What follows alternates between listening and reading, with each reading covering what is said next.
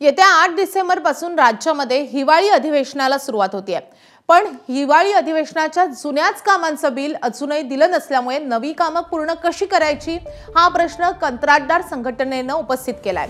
कंत्राटदारांचा प्रलंबित देयक हे 150 कोटींचं आहे, मात्र 20 कोटींचाच निधी आतापर्यंत वितरित करण्यात आलाय आणि त्यामुळे आता नव्यानं कामं करायची कशी असा सवाल हे कंत्राटदार उपस्थित करतायत।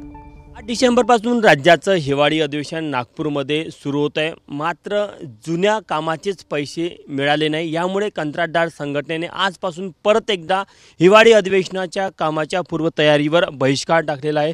सध्या आपण जर का बघितलं तर देवगिरी समोर आम्ही आहे। उपमुख्यमंत्री एकनाथ शिंदे यांचा हा बंगला आहे आणि इथे देखील जवळपास 90 लाखाचं काम सध्या सुरू आहे। विशेष करून या बंगल्याला लिफ्ट बसवण्याचं काम सुरू आहे, सोबत एक्स्ट्रा रूम जी लागते कर्मचाऱ्यांसाठी ती तयार केली जात आहे। आपण आतमध्ये बघू शकतो दृश्यांमध्ये की साधारण आपण जर का विचार करायचं झालं तर 3 आठवडे शिल्लक राहिलेले आहे हिवाळी अधिवेशनासाठी। मोठ्या प्रमाणामध्ये अजूनही काम शिल्लक आहे, मात्र आजपासनं कंत्राटदारांनी काम बंद आंदोलन पुकारलेलं आहे। त्यामुळे निश्चितच आता प्रशासनाची सार्वजनिक बांधकाम विभागाची मोठी कोंडी होण्याची शक्यता आहे। यासोबतच रामगिरी असेल किंवा इतर ठिकाणीही काम सुरू आहे, ज्यामध्ये आपल्याला पाहायला मिळतं की अगदी 3 आठवडे शिल्लक राहिले आहे आणि मोठ्या प्रमाणात काम शिल्लक आहे। अशा परिस्थितीमध्ये जर का कंत्राटदार संघटनेच्या या काम बंद आंदोलनाचा तोडगा निघाला नाही तर निश्चितच हिवाळी अधिवेशनाच्या कामावर याचा परिणाम होऊ शकतो।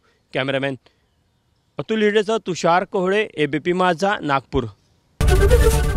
एबीपी माझा, उघडा डोळे बघा नीट।